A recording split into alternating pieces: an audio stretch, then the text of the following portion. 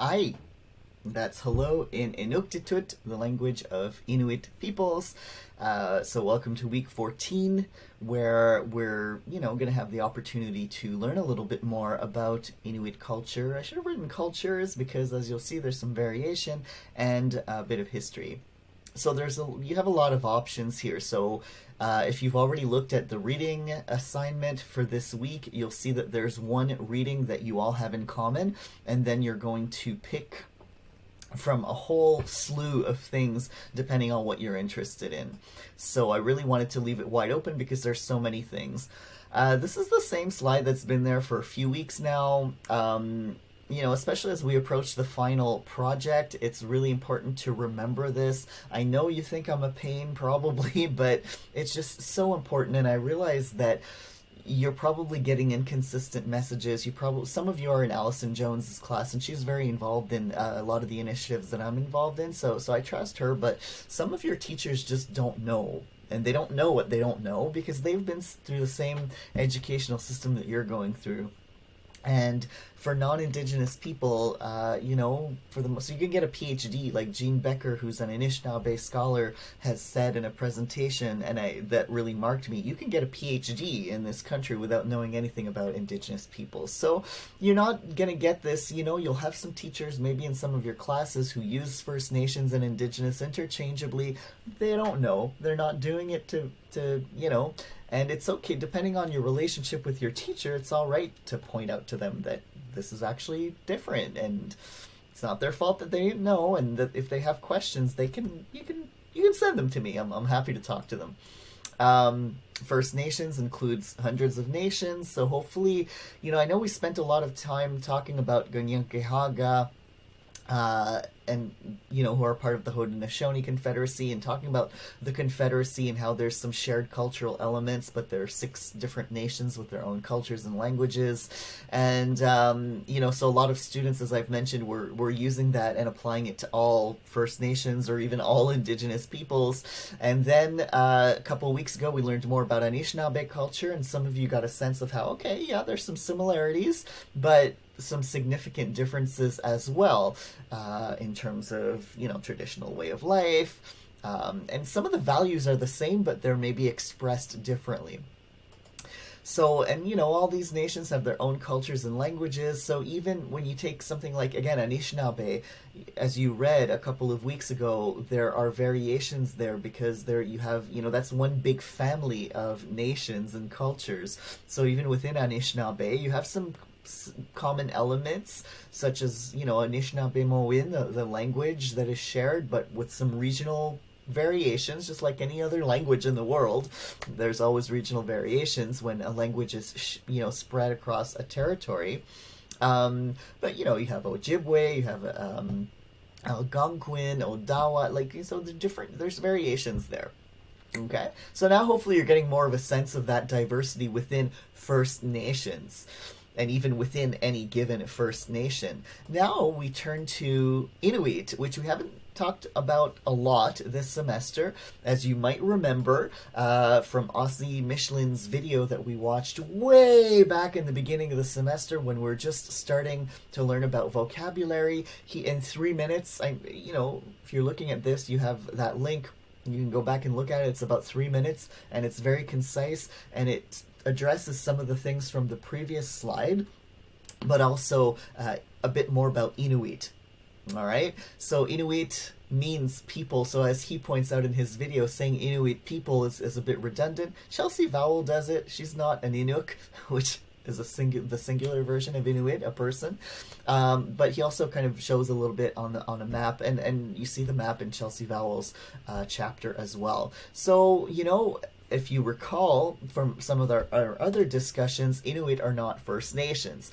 So Chelsea Vowell talks a little bit about this. So that's why I harp so much when we're talking, for example, about the Indian Act. I harped a lot about how Indian Act applies to First Nations. More recently, I think sometimes Métis, but that's a bit nebulous.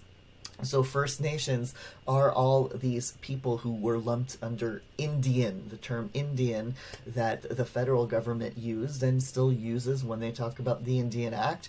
So Inuit people are indigenous, but they're actually kind of a different they have a different background than all these First Nations cultures. So they're not subject to the Indian Act. They're not technically Indians under the Indian Act. They're not First Nations. But, and here, because nothing can ever be simple, right? According to the Canadian Constitution, and Vowell writes a bit about this, the federal government is still considered responsible for them, so sometimes they'll still be considered Indians according to the Canadian Constitution, but not in the Indian Act. So it's really messed up stuff, and again, it's all a product of, ta-da, colonialism. So, but you don't need to get hung up on that unless this is something that you want to explore and even write a final project about. It seems like a minor issue, but it's important to put it there so that you know. So, and also one thing that I wanted to throw in, and it's not in the slides, but Inuit also were sent to residential schools. So even though they're not subject to the Indian Act, and technically never were, they were subject to residential schools, which came out of the Indian Act.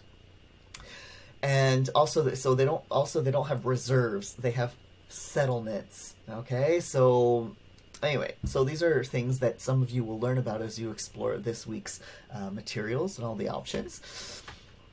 So, both Chelsea Vowell and Aussie Michelin talk about the, where Inuit traditionally live. Michelin also points out that there are Inuit people also in what are now known today as Greenland and Siberia, so not just in Canada. And by the way, in this slide, I'm illustrating what in-text citations look like. All right? So, APA style. Just thought I'd stick that in there. So, and in what's now known as Canada specifically, Vowell points out that the entire region that, is inhabited by Inuit people is Inuit Nunangat, and that means the Inuit homeland. And it's split into 4 regions, which are listed there. So don't get hung up too much necessarily on learning them all, but it's, if you can kind of write them somewhere and you look at them from time to time so you get familiar with these terms, it is pretty significant. And you can see where these places are on a map, both in Aussie Michelin's video and on page 57 of Chelsea Vowell. And it's kind of nice to see because, again, it's nebulous, right? If you've never been to the far north, it's might be hard to imagine. But if you like maps at all, you can see that they're kind of it spreads from east to west. And again, like Michelin points out, it's not just necessarily far north. Sometimes there's in Labrador, effectively, there's an extension down below the Arctic Circle. So, that's kind of interesting to see, to help you visualize. And by the way, Nunavut became a territory, an official territory, I think was it 2010 or 2012 or before that? I lose track of dates. But it includes part of what used to be included in the Northwest Territories. So the Northwest Territories are still there between Yukon and Nunavut. But Nunavut took part of what used to be included in Northwest Territories, and it's the only territory/province that is governed by Inuit people. Nunavik is the northern part of the province of Quebec, and where all the Inuit communities are, and Nunatsiavut is on part of Labrador. So, Inuvialuit is further west of Nunavut. So you can see that all laid out on the map. So it's kind of interesting to see. Now, cultural variation, so as a segue to that, I had the great fortune to attend a talk by Alyssa P. Isaac, who is, one of the songs of the week way back earlier in the semester was an Alyssa P. Isaac song. She's got a beautiful voice. She's an Inuk.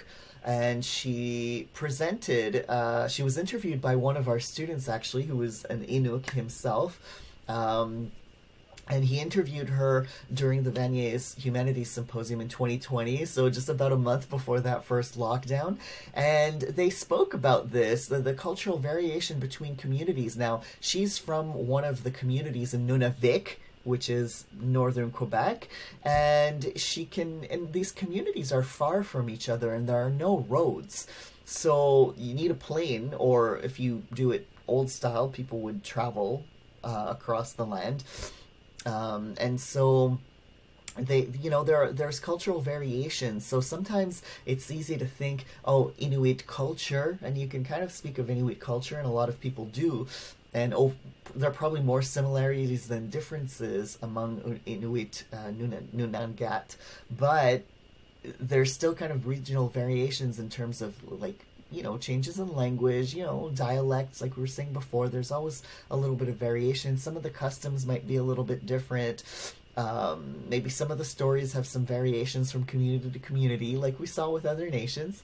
So it's interesting to keep that in mind, because sometimes Inuit all get lumped under, and it gets more complex than that. There are other groups, for example, into Alaska, where sometimes they're lumped into Inuit, but they don't consider themselves Inuit. They have a different name for themselves, like Yupik.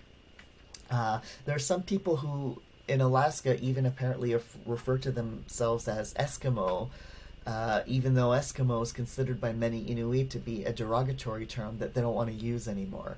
So it's complex. All right, so just generally it's better to avoid Eskimo, just like you would avoid Indian when you're referring to people. Okay, if people themselves want to refer to themselves as Indian or Eskimo, then that's up to them. But as a non-Inuit, it's better not to. So, resources for learning more. So this is where we get to the the choices that you have for this week. So Chelsea Vowell has 2 other chapters that have some material on Inuit culture. Chapter 7 could be interesting for those of you who are interested in learning a little bit more about the urban community in Tiohtià:ke. And I wrote this in the reading assignment, but one of the reasons I'm taking a week to devote to Inuit culture is, first of all, we don't tend to learn about them a lot, but also they're Vanier is based in Tiohtià:ke or Montreal, and even if not a lot of, some of you don't actually live on the island, the urban indigenous community here does include a very strong Inuit presence. So, those of you who are interested in kind of things around urban culture might be interested in this one. So the main theme of the chapter is not Inuit culture. It's more about how Chelsea Vowell talks about how non-Indigenous people sometimes have certain standards about what is a proper demonstration of Indigenous identity, and so they'll say, oh, something organized like a powwow and art exhibits, that's fine, but they'll kind of frown on expressions of culture that don't fit with their standards of, like, morality or whatever. So she talks a little bit about that, and then she describes something that happened in the metro. I think it was on the Green Line downtown in 2014. This was on the news. So there's an Inuk, a woman who lives here, and she had been sent, I think, some ptarmigan, which is a kind of bird, if you don't know, and it starts with a P. It's ptarmigan, but PT, one of those weird English, was probably not of English origin, actually. Anyways, I don't want to digress too much on that. And so this is kind of traditional food that's very highly valued that you can't get around here. And so she got it, I guess, through somebody who was traveling and brought it down. And she was on the metro, I guess, heading back to her place, and she's already starting to pluck it. She's really excited about this. And people went nuts about this. It was on the news. People were filming her, and they put it on YouTube, and like they were saying, oh my god, she's eating a raw pigeon, that's disgusting, and saying all kinds of things. It turned out, when the story came out, that no, this was like she'd gotten this as a gift from back home. And living in the city, if you're from the far north, you get homesick. Well, not everybody, obviously, but a lot of people get homesick for their traditional foods and their way of life. And so to get something like this is really meaningful, and she was just so excited, right? And so then when it came out, like what the story actually was, that it wasn't this kind of bonkers person just eating a raw pigeon on the metro. Then people were interviewing her, and so Chelsea Val talks a little bit about the aftermath of that and people jumping to the conclusion that this was a commodity that could be bought and sold, and trying to put a monetary value on something that has no monetary value as cultural value. So that's from that perspective, that can be interesting for some of you. For those of you who want to know more about the impacts of colonialism on Inuit people in particular, obviously a lot of the same impacts as everybody else, a lot of the cultural devastation, language loss, and all that. And other peoples, other indigenous peoples have had their communities forcibly relocated. It's had specific impacts on Inuit. So entire communities were relocated, and also Inuit people used dogs a lot in their cultures for transportation, and so there was dog slaughter that was forced by the federal government, and so these had a lot of specific impacts, and you can learn more about that. And the chapter looks longer than it is. You'll see that several pages are actually kind of these illustrations, these comic book style illustrations that tell a story as well. So that chapter would be of interest to those of you who want to learn more about that. And by the way, just to remind you that all these resources, they're also listed in the document with the instructions for the assignment. In these slides, I'm just kind of giving you an overview of what they're about to help you pick. So, and you're picking 2 out of all these resources. So the next set of resources, so there's something that I've linked to before for other assignments. There's the Indigenous Peoples Atlas, which was made in collaboration with Indigenous people through Canadian Geographic. And so the link for the Inuit edition is in your assignment and also here. And you can look, there's a whole slew of topics that you can look at. I'll actually show you what the page looks like. I'll just open up the page here. Will this work? No, I have to be open here. So I'll open up this page and you'll get a sense. You can scroll down here and you can learn about the different territories. And this isn't the whole thing, right? Because they're trying to sell the atlas, but you have a good enough summary of these sections online for free. All right, so you can learn a little bit more about early history, colonialisms, different aspects of culture, education, housing, health, effects of climate change, games, different forms of art, right? So just whatever you're interested in, you can have a look there. So, back to the slides, all right? So that's, you can pick some stuff from there as well. And by the way, your 2 sources that you pick for that second question in the reading assignment, you can have one from Chelsea Vowell, you can have one from here. It doesn't all have to be from the same places. And finally, you can... if you're more interested in looking at documentaries, you can look at, you can click here, and this will take you to a different page, which this is Inuktitube. And if you go to the main page, they also have music and other stuff, but this here, they have a series of documentaries. So if you're interested in, some of you were really interested in Trevor's drumming presentation, you can learn more about Inuit drumming, which is different. It looks different and sounds different. Shamanism, life in the 50s, also if you're interested in climate change, again, traditional life. So you can just pick one.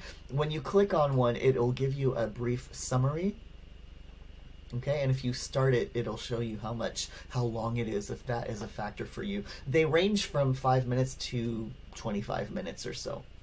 So that's pretty much it for this week. Okay, so yeah, this stuff I forgot to remove from last year. So that's it for this week. I'm not going into much more detail because you have a lot of options and there's a lot to learn. So I'm looking forward to the Zoom discussion when people will kind of talk a little bit, hopefully, about some of the things that they found interesting in these readings and or documentaries. As usual, if you have any questions, you know how to reach me.